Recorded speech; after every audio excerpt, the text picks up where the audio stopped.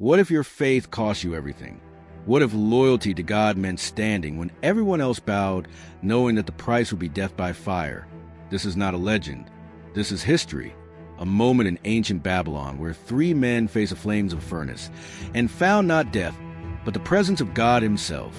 This is the story of Shadrach, Meshach, and Abednego, the fiery furnace, and the God who delivers his people even in the hottest fire. Babylon was a jewel of the ancient world. Its walls towered higher than any others. Its gardens, so lush and green, they were called one of the wonders of the world. Its king, Nebuchadnezzar, was a man of power and vision. He had conquered kingdoms, humbled nations, and carried away treasures and people to serve him. But Nebuchadnezzar's greatness was not enough for him. Pride whispered that he was not just a king, but almost a god. And so, he commanded an image of gold to be built, 90 feet high, gleaming in the desert sun.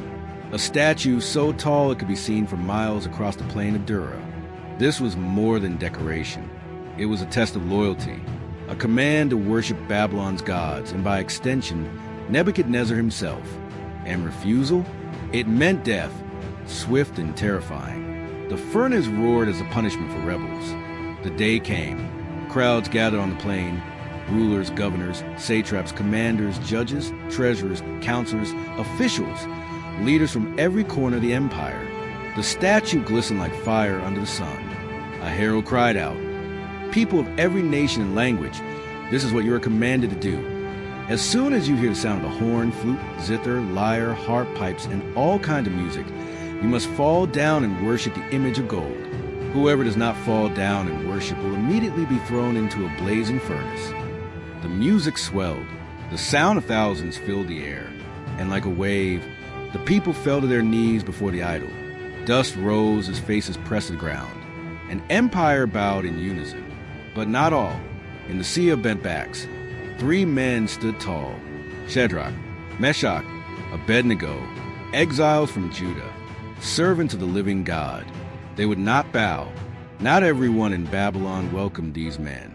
Certain Chaldean officials burned with jealousy. They seized the chance to destroy them. They rushed to the king. "O king, live forever. There are men whom you set over the affairs of Babylon, Shadrach, Meshach, and Abednego. They pay no attention to you. They do not serve your gods or worship the image of gold." Nebuchadnezzar's pride was wounded, his face darkened with fury. He commanded the men to be brought before him. The court hushed as the 3 were dragged in, their hands bound. The king's voice thundered, "Is it true, Shadrach, Meshach, and Abednego, that you do not serve my gods or worship the image I set up? I will give you one more chance. When you hear the music, if you bow down, all will be forgiven. But if you refuse, you will be thrown into the furnace. And then, what God will be able to rescue you from my hand?" The question hung in the air like a sword. The king's power seemed absolute, but the 3 men did not tremble. Shadrach, Meshach, and Abednego lifted their heads. Their words were steady, filled with faith. "O Nebuchadnezzar, we do not need to defend ourselves before you in this matter. If we are thrown into the blazing furnace, the God we serve is able to deliver us, and he will deliver us from your hand. But even if he does not, we want you to know, O king, that we will not serve your gods or worship the golden image." The crowd gasped. Even if God chose not to rescue them, their loyalty would not change. Their faith was not conditional. They would rather burn in fire than bow to an idol. This was not arrogance. It was devotion. They trusted the God of Israel more than life itself. Nebuchadnezzar's fury exploded. His face twisted with rage. He ordered the furnace to be heated 7 times hotter than usual. Flames roared. The heat burned fierce enough to kill. The strongest soldiers in his army were summoned. They bound the 3 men tightly, ropes cutting into their skin. With force, they dragged them toward the furnace. The heat was so intense that even as the soldiers hurled them in, the fire leapt outward and consumed the soldiers themselves. They fell dead. Shadrach, Meshach, and Abednego fell into the flames. To the crowd, it was over. Nothing could survive that inferno. But then, something impossible happened. Nebuchadnezzar rose to his feet in shock. His eyes widened, his voice trembling as he shouted to his officials. "Didn't we throw 3 men into the fire? Look, I see 4 men walking around, unbound and unharmed. And the 4th looks like a son of the gods." The furnace that was meant to destroy became the place of deliverance.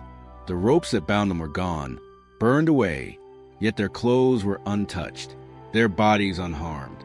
Not even the smell of fire clung to them, and with them stood a 4th, a divine figure. Many believe it was the angel of the Lord, others a foreshadowing of Christ himself. But whoever he was, he revealed this truth. God does not always keep us in a fire, but he will walk with us in it. Nebuchadnezzar staggered to the furnace's mouth and called out, "Shadrach, Meshach, Abednego, servants of the Most High God, come out." And they came forth. Before the eyes of governors, satraps, and nobles, they stood alive. The crowd pressed close, astonished, their hair unburned, their robes intact, no smell of fire. Nebuchadnezzar's pride gave way to awe. He proclaimed, "Praise be to the God of Shadrach, Meshach, and Abednego, who sent his angel and rescued his servants. They trusted in him and defied the king's command, willing to give up their lives rather than serve or worship any god except their own.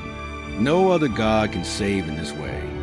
He decreed that anyone who spoke against their God would face punishment, and he promoted the 3 men in the province of Babylon. What began as an attempt to destroy faith ended with the most powerful king on earth confessing the greatness of Israel's God.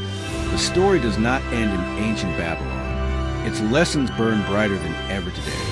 Faith is costly. Standing for truth will set you apart. Shadrach, Meshach, and Abednego stood when thousands bowed. God's presence is greater than the fire. He may not always keep us from trials, but he walks with us through them. True faith is unconditional. They declared, "Even if he does not rescue us, we will not bow." Faith is not bargaining with God. It is trusting him no matter the outcome. Witness in the fire. Their faith turned a furnace into a pulpit. Sometimes the greatest testimony comes not from our escape, but from God's presence in our suffering. What is your furnace today? The pressure to compromise your faith? The fear of rejection? The heat of trials that seem unbearable? Remember this, you are not alone. The same God who walked with Shadrach, Meshach, and Abednego walks with you. The fire may rage, the heat may rise, but the flames cannot consume what God protects.